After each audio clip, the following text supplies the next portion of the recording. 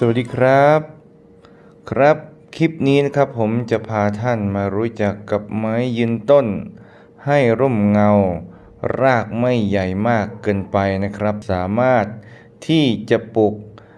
ห่างจากตัวบ้านไม่เยอะได้นะครับผม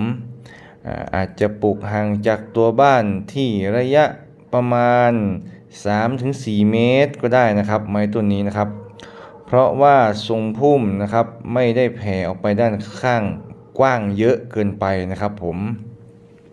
ต้นไม้ต้นนี้นะครับมีชื่อว่าต้นสารพีนะครับต้นสารพีนะครับเป็นไม้ยืนต้นนะครับขนาดกลางนะครับเป็นไม้ที่ไม่ผลัดใบนะครับทรงพุ่มแน่นหนาทึบแต่นะครับช่วงที่ออกดอกก็จะมีแบบใบร่วงเยอะหน่อยนะครับแต่ไม่ถึงกับผัดใบทั้งต้นนะครับผมถ้าหากบางต้นที่ออกดอกเยอะๆนะครับใบก็จะร่วงเยอะหน่อยนะครับผมต้นสารพีนะครับเป็นต้นไม้นะครับผมที่มีลักษณะนะครับลำต้นหรือใบนะครับคล้ายมากนะครับกับต้นกระทิงนะครับผมต้นไม้ทั้งสองชนิดจะคล้ายกันนะครับแม้แต่ผมนะครับซึ่งเป็นผู้บรรยายถ้าเห็นต้นกล้านะบางทีก็แทบจะแยกไม่ออกเลยครับว่าต้นไหนเป็นต้นไหนนะครับแต่ที่ดูจากประสบการณ์ก็จะดูใบมันนะครับตอนที่มันยังไม่ออกดอกนะครับว่าดูใบว่าใบต้นกระทิงมันจะดูหนาและดูกว้างนะครับรูปทรงใบมันจะดูกว้างกว่าต้นสารพีนิดนึงนะครับผม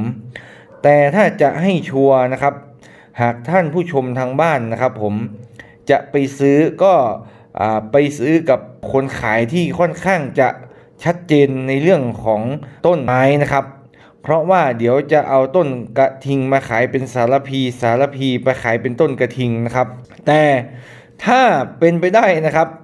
ถ้าท่านไปซื้อต้นที่ใหญ่หน่อยจะชัวร์มากเลยนะครับไปซื้อช่วงที่เขาออกดอกก็ช่วงประมาณเดือนนี้นะครับกุมภามีนาเมษาช่วงเดือนประมาณนี้นะครับเนาะเขาจะออกดอกเพราะว่านะครับดอกของต้นกระทิงนะครับจะออกตรงปลายยอดนะครับผมเราจะแยกได้ชัดเจนเลยส่วนต้นสารพีนั้นนะครับดอกเขานะครับจะออกตามกิ่งตามลำต้นนะครับผมและไม้ทั้งสองชนิดดอกก็จะมีดอกเล็กๆคล้ายๆกันนั่นแหละครับแต่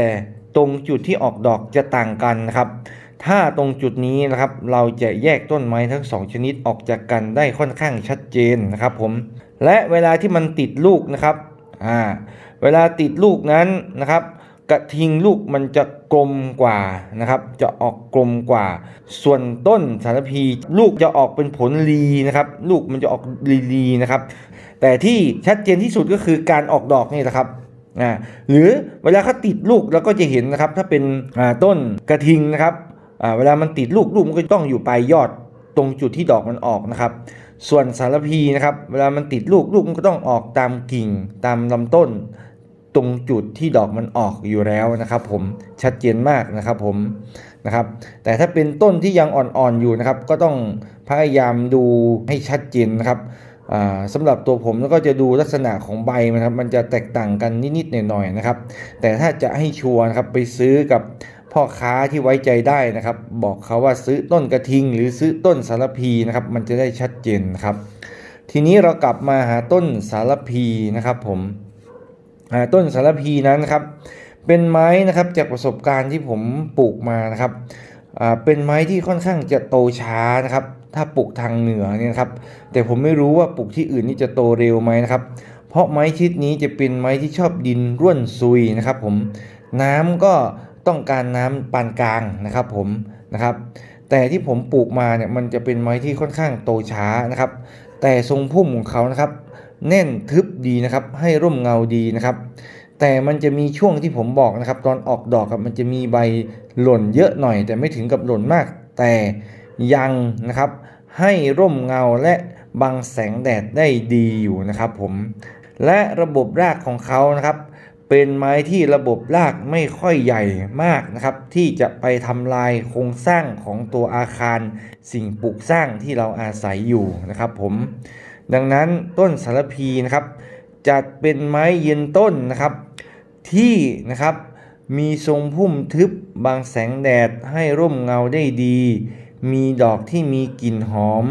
มีสรรพคุณเป็นสมุนไพรด้วยนะครับผม ว่ากันว่าดอกนะครับบางคนก็เอามาต้มชงดื่มหรือเอาไปแช่น้ำดื่มนะครับผมสำหรับต้นสารพีนะครับผมวันนี้พาท่านนะครับผู้ชม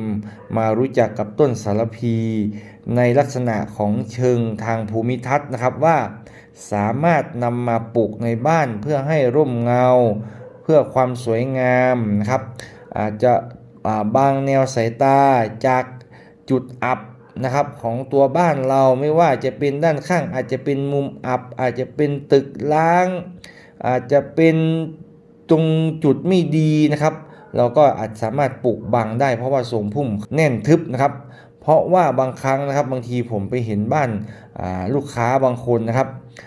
บ้านเขาบางทีนะครับจุดมุมมองเขามองไปเห็นป่าช้านะครับบางมุมเขานะครับเขาก็หาต้นไม้นะครับผมก็แนะนำนะครับให้หาต้นไม้ที่มันมีทรงพุ่มแน่นหนาทึบนะครับมาปลูกบังตรงนั้นนะครับเวลาเดินผ่านตรงจุดนั้นจะได้มองไม่เห็นนะครับจะได้